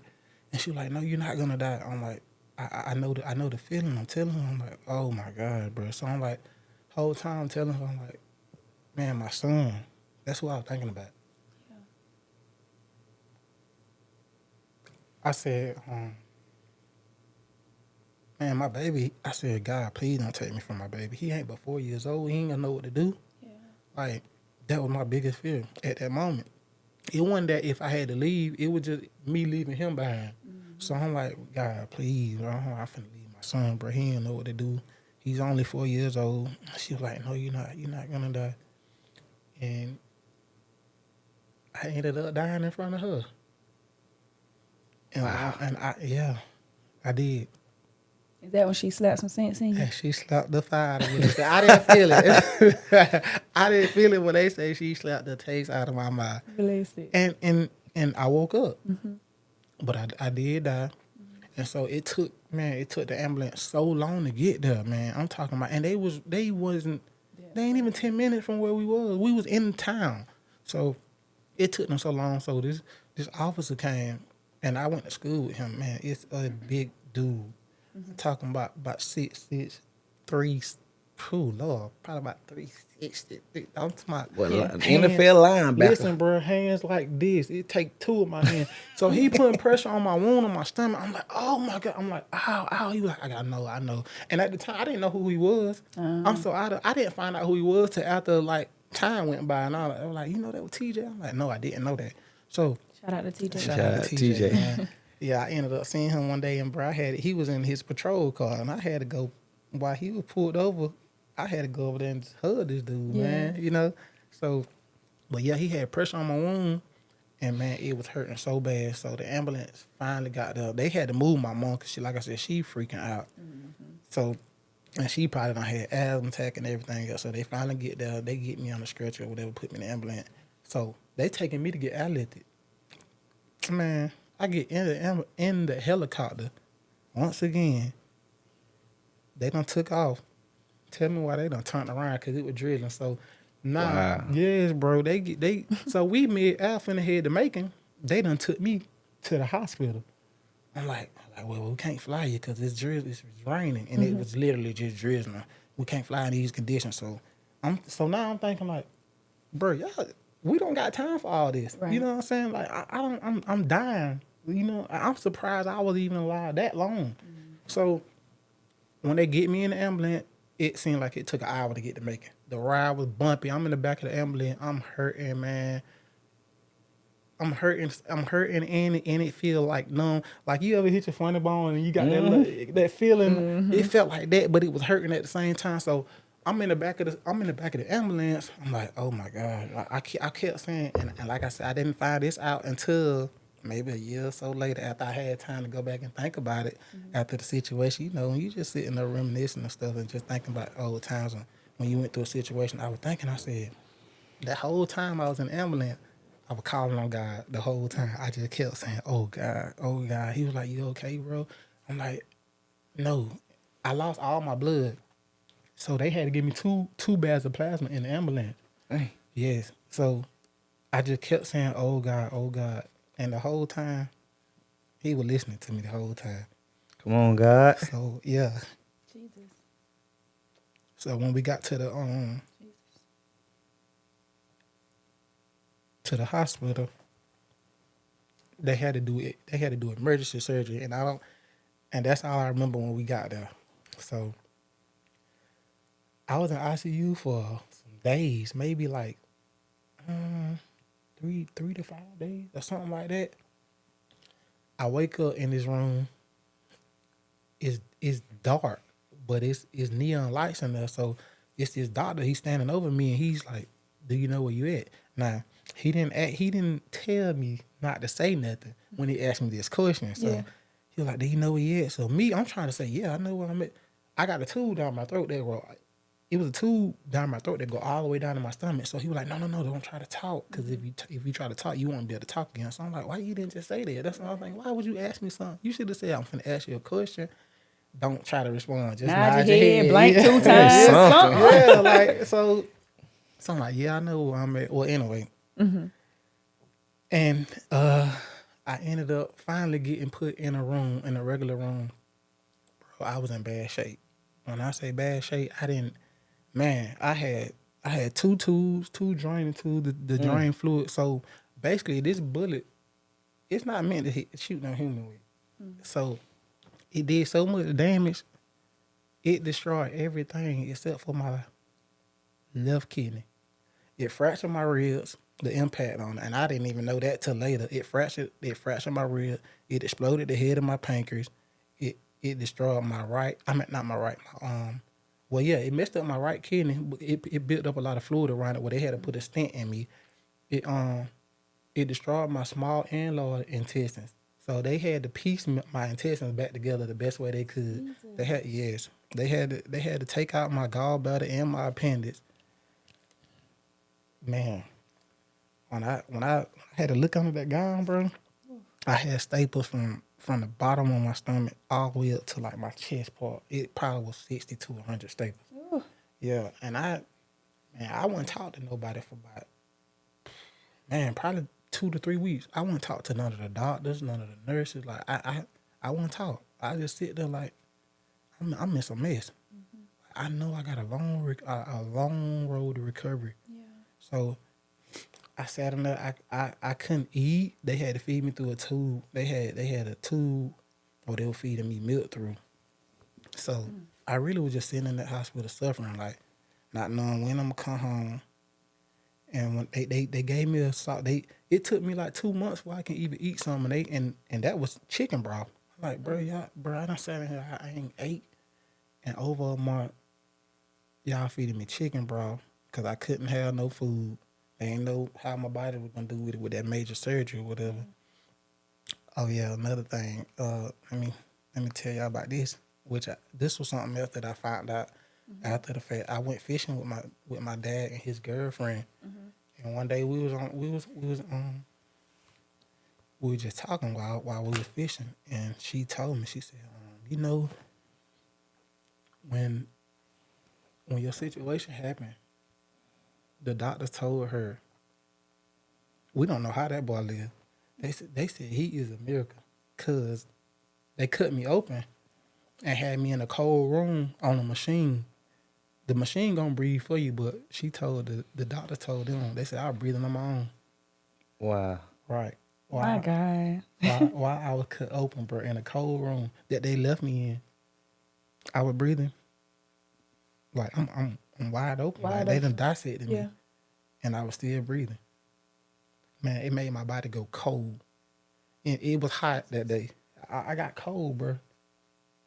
Jesus. I got chill. I'm like, ain't no way. But, bro, God got purpose for you. Man, I'm telling you. Man, what? Yes. When I say, I'm talking about chill, but like half stood up on my own when she told me that. Because she said, that boy is a miracle. It is no way. Like, he shouldn't have been no percentage that he should have survived that. Yeah. And once, like I said, when she told me that right there, and I don't even know, my real mama probably don't even know this. Yeah. But she gonna see this video, so you know. But my Lord, bro, that was rough. But man, when I say that was the roughest time of my life in that hospital, I already couldn't eat. I had to go to physical therapists every day. Had to walk on the walker or whatever, and I was doing fine. The first couple of weeks, I was doing fine while I was walking on the walker, and then one day they decided to put another tube. They decided to do another procedure and put another tube in my side. I already had two now. Mm-hmm. And it only took like 15 minutes. They put you to sleep or whatever. So when they did that, the next day, I couldn't stand up straight no more. So something went wrong in that procedure. Yeah. And I was messed up for a long time. Like, I couldn't stand up. So, like, instead of me standing up straight, my body was slumped over like this. So I couldn't stand up for, I'm talking about, I had to go to therapy. I had to go to therapy in there. I'm like, man, I don't know what y'all did wrong, but I can't even stand up straight no more. And I didn't even need that too. When it didn't even drain no fluids. So that was the purpose of them doing it. They said they need to. Okay. But it didn't drain no fluid. The two that I had in, the main two, they was draining all the fluids, and I had to change them all throughout the day. But it was horrible. So you had a humpback for how long? Like about 8 months. What? Yeah. So I ended up. This happened October 31st when it happened. I ended up going home in December. So I was able to spend Christmas with my son, but I ended up back in the hospital. So I was in the hospital literally for like a year straight, And this stent that was in my kidney, it had me hurting so bad. When I say I went through the worst pain, man, I won't wish that on nobody. It was so bad that, and this how I know it was bad. I didn't even care to live no more. Like, bruh, and I knew it was selfish to feel like that, but I was hurting so bad. Like, and every time I urinate, it felt like razor blades were coming out because the stent that was in my kidney, it was to drain the fluids from around my kidney, or either the kidney was gonna fail. Yeah. But every time I urinate, it hurt so bad. It felt like I said, razor blade and gas and lemon juice. They had you on dialysis and all that stuff too? No, Like, luckily I didn't have to have none of that. I didn't have to have no Whoa. colostomy bag or none of that. I don't, bruh. When I say you a miracle, dog. Man, Like, I'm telling you. I'm telling you. because people that Miracle. say, do you got a colostomy? I'm like, no, I didn't have to have one. Luckily, so bruh, blessed is an understatement. It's scary, bro. It's scary to even think about it sometimes. Like, bro, it's like me. What I be thinking? What did I do to even deserve this kind of grace and mercy? You know. But that's the beautiful thing too. That's the beautiful thing because we don't even ask for it. Right. You don't even ask for it. Sometimes you don't even want it. and Like, sometimes we don't deserve it. we don't deserve it at all. Yeah, and I don't know. Favor is not fair. Wow. I just be thinking to myself, like, me out of all people, like, not just once, twice, and not even just twice. Like, it's been previous time, like simple stuff that could have been big. You know what I'm saying? From car accidents and stuff, like. But yeah, it got so bad, bro. I said, I know I got a son. I don't want to keep living like this. I'm hurting every day, 24 hours a day, and it don't matter. This medicine that I'm taking, and I hate medicine. I only took it because I was hurting to like excruciating pain. So the medicine only lasts for like an hour. If that, I can't sleep. I couldn't even lay in the bed for over a year. I had to sleep on a recliner. I was messed up. So I'm in the hospital, and I was in a dark place. Yeah. I went through the worst time of my life in 2020. This horrible, from deaths back to back, to me having to know I got a long road to recovery, and not only that, I went through a breakup while I was in the hospital. So that hurt. I'm talking about that hurt. On top of this, so it was nights where I was in the hospital, bro, 3-4 o'clock, because you can't sleep in there. The nurses, they coming in there every 3 to 4 hours or every 2. So it was nights and 3-4 o'clock in the morning. I'm just sitting in there, no TV on, bro. I'm crying. Like I was going through it, but like I said, it got so bad, I ain't want to live no more. And this how you know it was bad, because I ain't even have faith. I was in so bad of a condition that I said, God can't even fix this, and I knew He could. But I ain't been in no situation where it was that bad. You know what I'm saying? Yeah. But when you know it's bad when you lose faith, and you know you only supposed to have faith the size of a mustard seed. You ain't never had it. So I didn't even have that. That's how bad of the shape I was in. I'm like, I know y'all say that he's a healer. He can fit. It ain't nothing too big. It ain't nothing too small. But that right there, in the condition that I was in, I said, there's no way he can fix me out of this right here. Man, it made me lose faith, bro. I felt so bad. And I had it, so I ended up having to go to therapy. And they was telling me, they was like, if you don't start standing up straight, everything was pulling, so I couldn't stand up straight. It was hurting. Like it was pulling so bad, because like I said, I had a major surgery. Yeah. They were like, if you don't stand up, we're gonna have to break your back. I'm like, no, y'all not. We gonna go to therapy. Y'all gonna come to my house or whatever we gotta do. We gonna get this therapy right. I'm not having no more surgeries. I ended up going to therapy. It took probably about 6 months, and man, it was so like my spine wasn't straight no more. My spine was shaped like an S. It'll go like this. That's scoliosis. Man, I'm talking about straight crooked. So therapy ended up working out. It probably took about 6 months. I ended up going to therapy. I had to push through that. I'm talking about pain. I'm talking about they scratching my back, pushing me down. Like, on top of all of this that I already got going on, I lost like 7 to 8 pounds. So I went from a big muscular dude to a little stick, because I couldn't eat. And then the stuff that I was able to eat back in the days, if I was to eat it, it'll make me puke. So, man, when I say favor, like y'all said, bro, he pulled me through all of that. Now you talked about this last procedure that they had in the book. You mentioned them. I think they ended up removing it. I think That stent. Yeah. Okay. Okay. So with this stent, I stayed in the hospital for like a whole year because I kept a fever.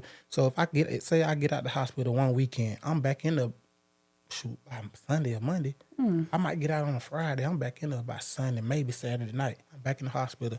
And the whole time I kept having UTIs. And my fever was up to like 100 or something. So I'm like, bro, why? They kept giving me all kind of antibiotics. It got to a point I had to go see a specialist in Macon. And I had to pay $1,200 for some antibiotics. And that didn't work. I'm like, bro, I don't know what it is. And I caught on. I said, I know what it is. I said, it's this thing. It got to come out of me. And I'm like, well, we can't take it out right now. And I kept telling them, like, it's this stent, man. I'm telling y'all, once they removed that stent out of me, I stopped having fevers. Wow. I started hurting. Jesus. Everything. Okay. I started back feeling normal. I was still, you know what I'm saying? It wasn't all the way normal, but them pain nights that I had that was on 1,000 and 24/7 from morning to night, they stopped. All because of that. All because of that stent. And it's amazing how you knew what was. You didn't need the doctor. You didn't need nobody else telling you like this was bothering me. This was stopping me. This was my pain, my growth. And to me, you knew that okay, if they get this stent out of me, I'm gonna get better. Right. Like it's gonna stop this pain. So to me, that's already you had that little faith already there. Like it probably wouldn't, okay, it's gonna fix everything, but it's gonna stop this little pain. Yeah. You feel me? Like your faith was already growing in that moment as you was in your recovery. Like, and that's amazing. Like, yeah, bro. I had to pray, man, because once I got, like I said, I literally was down to my lowest point. Bro. I didn't even care. I got to the point where I was selfish. I was like, as much as I love my son, I said, like I done told you, I said, that's who really saved my life. So every time I started hurting, that's what I had to think about. I'm like, bro, I got to go through this a whole nother day. I got to keep doing this for my son. I got to do this for my cousin. This who looking, this who gonna look up to me. This Josiah is who I get my strength from. Yeah. So I had to keep pushing, like, cause I knew. Anytime when you get the thinking that God can't do it, you messed up. You in a bad spot. Yeah. So basically, man, it really ain't nothing that he can't do. Yeah. Cause that situation right there where he pulled me out, I'm talking about the worst pain ever. Just the worst situation, darkness, depression. Ooh. Man, I'm so thankful, dog. I'm talking about. It's a blessing, bro. I'm so happy now. Like I find I got so much stronger just going through that alone. Yeah. Like my parents were there and my siblings and stuff, but I actually had to go through some alone times and build my relationship with God like stronger. Yeah. And it's unbreakable now. Like I'm telling you, I said if I can get through this, bro, anybody can get through anything. It really, I'm talking about that right there. That one situation really made me realize that miracles really happen. And you a walking one. Definitely a walking. Yeah. And the thing about it, I'm like, so when I when I met you and everything, it was like until you told your testimony, I can't look at you and say that you went through that. Like, I none of that. Like, bro, you look good. You got your weight up and all that stuff. Dog. Like, you can't tell it if you don't open your mouth and tell. Like, you just never know. You never know, man. So like, you definitely walk a mirror, and you just got you got that glow about you, bro. Like, yeah. And I remember, last time when we did try to record, for the technical difficulties, that like. I was kind of getting frustrated with that with it, and I just remember you just being like, bro, just stay calm, like it's gonna be all right, cause I like stuff to work, but you're like it's gonna be cool, like, and I noticed the thing about you, you don't let nothing like really just get you over edge. It's just like whatever it is, it'll get fixed. If not, like it may not be, it may not need to get fixed. Like You Yeah. just calm about it all. So like, that's what's up, man. Like, That's exactly how I look at it. Like, bro, you know, you might think it. Oh no, you might freak out and be like, "This is horrible. This is wrong." But I look at it like, bro, you know, it just be look. Sometimes you just go through a little minor setbacks, but that don't mean it's the end of the world. I had to learn that. Like, it's gonna work itself out. Especially when you believe in God, bro. Like when you truly believe in God and got this relationship with him, it's gonna work out. God ain't never failed me. I'm talking about he can, and the crazy thing about it, he always came through at the times where he ain't gonna do it on your time. Right on time. Come on, man. I'm talking about every time when that graduation test, he he about to right there. I'm man popped up then. Yeah. When that time, the first incident, he popped up. Yeah. That last one, oh man. When I lost all my faith and said that even he can't fix it, he showed me this man literally broke me all the way down and built me back up. come on. It's crazy. I want you reading in the book. I know you ain't really talk about it here, but can you even talk about the the operation cost and all that stuff? Just like that part right there. Just The first time. Yeah. So okay. I had like Brett said, I was making little pennies. One of y'all said I was making little pennies and dimes at my job I was at, and then you know what I'm saying, me and my girl, we was staying with my mom at the time. So, bro, when I went through that, I didn't have no more money because the money that I did have, it was going on because I don't think I had insurance or whatever. So it was going towards, you know, helping mom or just stuff that we need, and it was this program. So, matter of fact, they told me that, like, well, you got to have plastic surgery or whatever. Like, I don't have no money for that. I was like, how much is it? They said it's $36,000. So me, I'm like, bro, $36,000. Where am I get that kind of money from? So I got on the phone. They would say, okay, but just wait. And this another situation like we were just talking about. Like he be right on time. So I called this. They had a charity program in Macon through the Coliseum or whatever. And they were like, maybe they said you can fill out all these forms stuff. Me and my mom fill out the form. They said if you get approved, they'll pay for your surgery or whatever. Man, we filled out all the papers. And one day I'm just chilling in the house. Whatever, me and my girlfriend, we were chilling in the house and I got a call and I answered the phone. And I don't usually answer unknown numbers, like if I don't know them or whatever. I be thinking maybe it's a spam or, you know. mm-hmm. I answered the phone and I'm glad I did. He was like, hey, is this Mr. Webb? I'm like, yes, this is he who's calling. And they were like, this is such and such from the charity program. And we was calling to let you know that you got approved to have your surgery.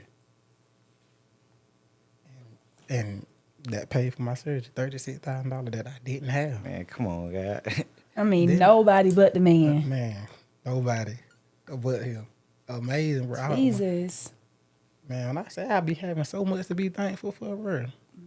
And I'm so humble. Like Yeah, you very humble, like, though. Yeah. Very. And not only that, bro. It's even though I went through all this, like that was built to destroy me and just make me.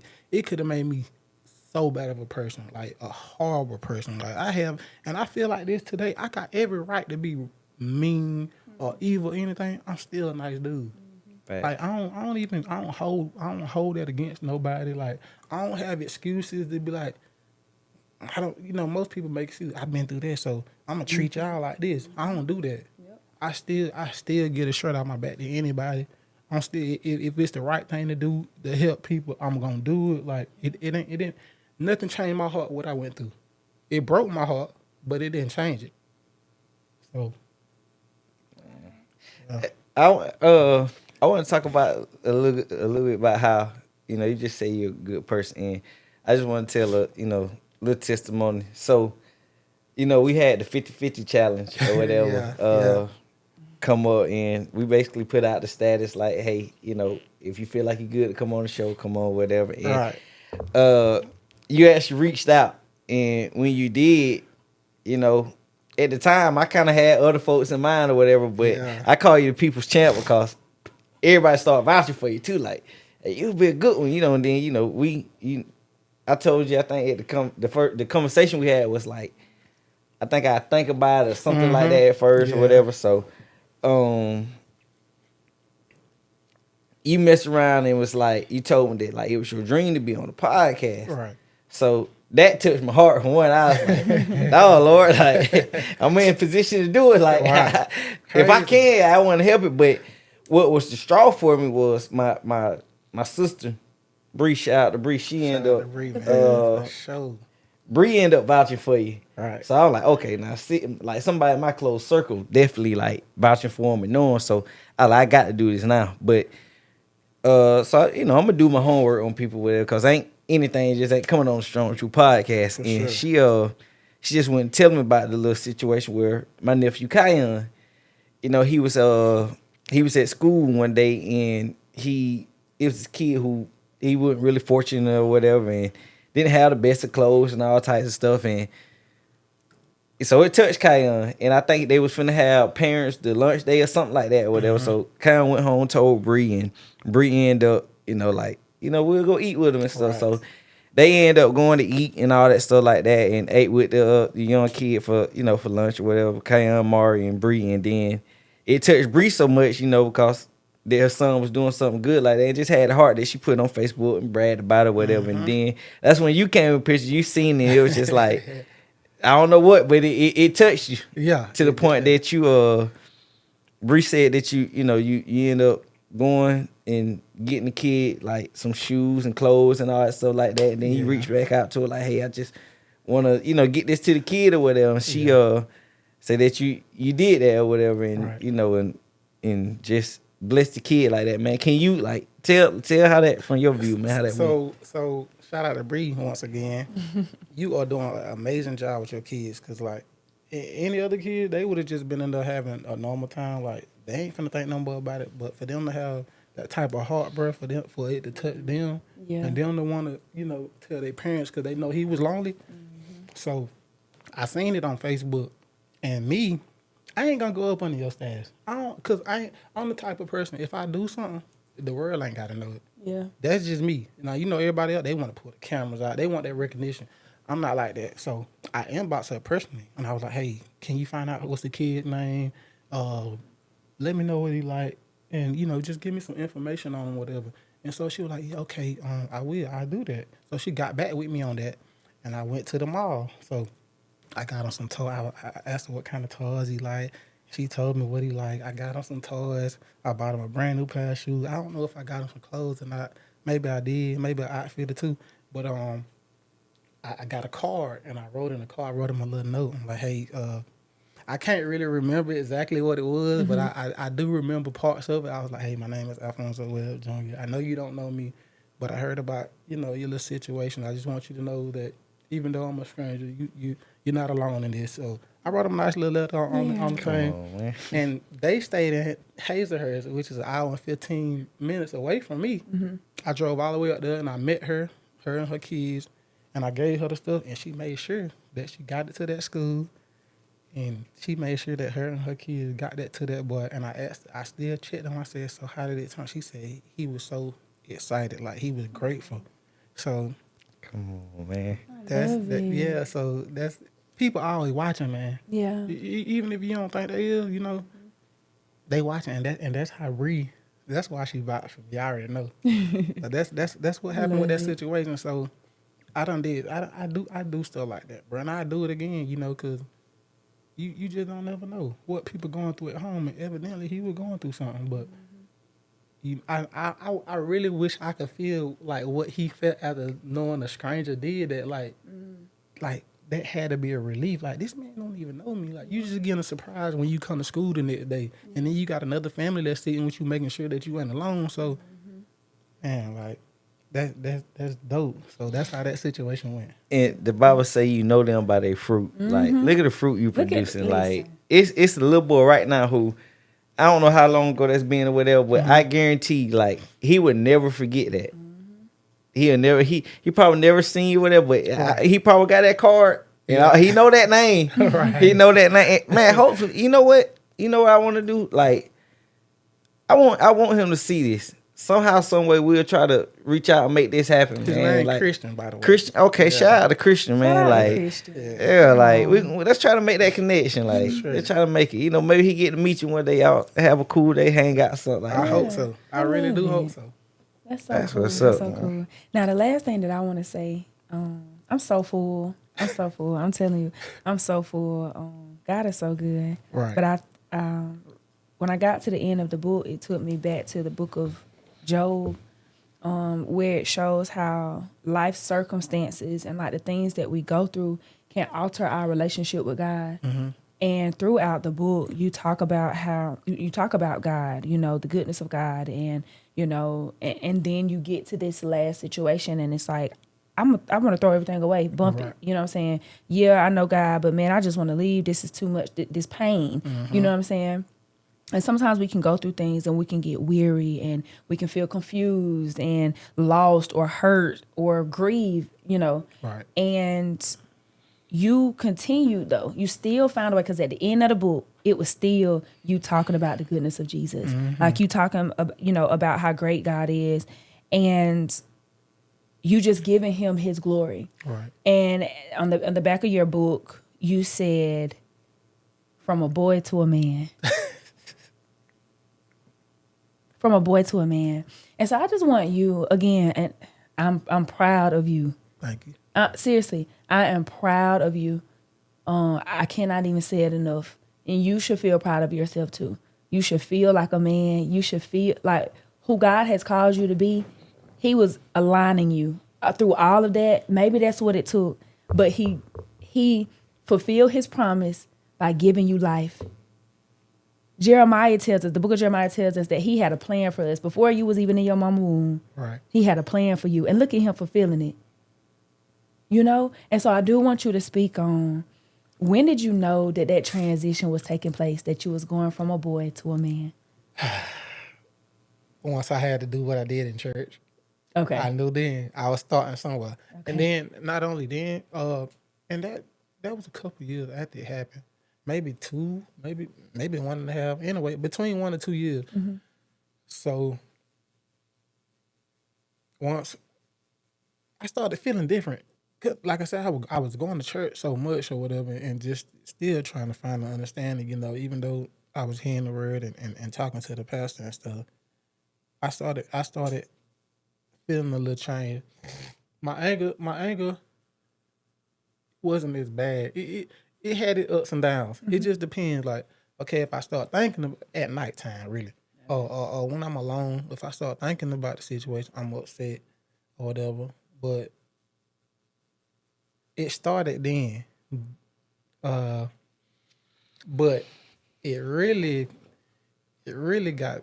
I really started transitioning in 2021 Okay. because I had to go through my healing process.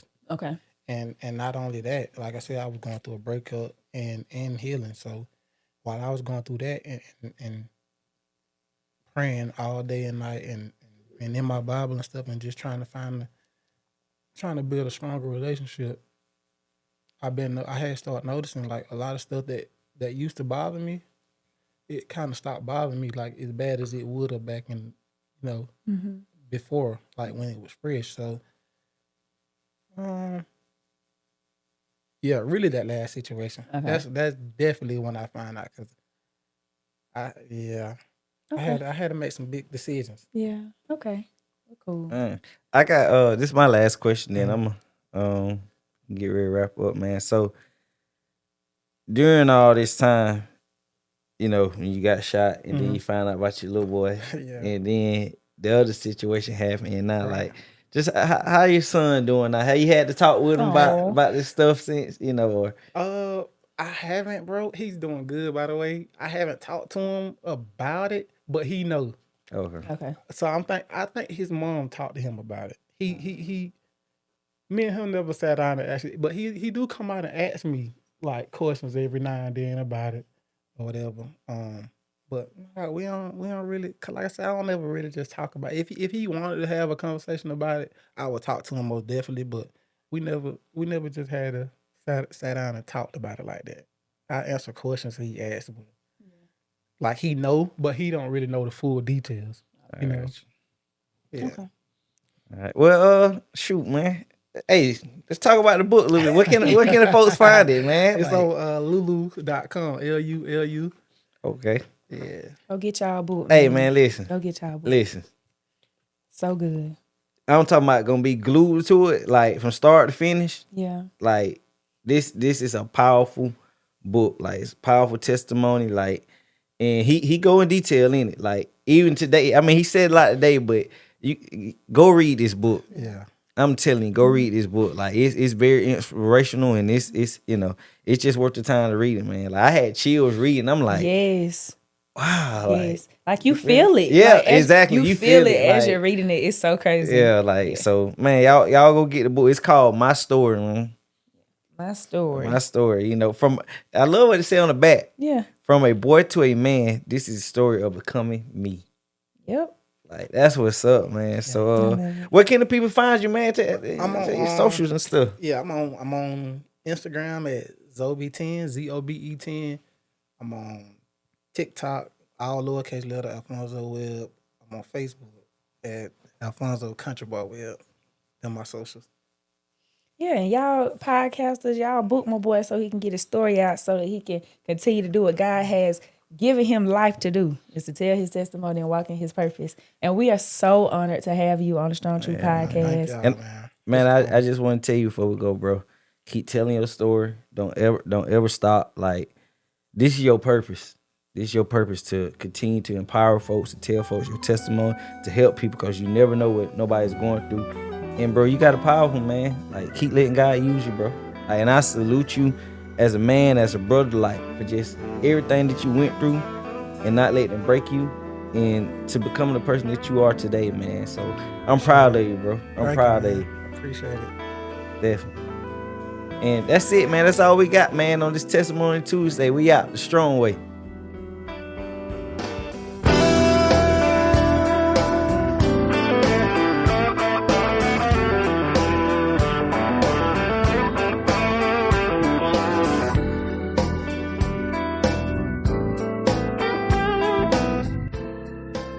I'm Zoe Webb, and I'm rocking with the Strong True podcast.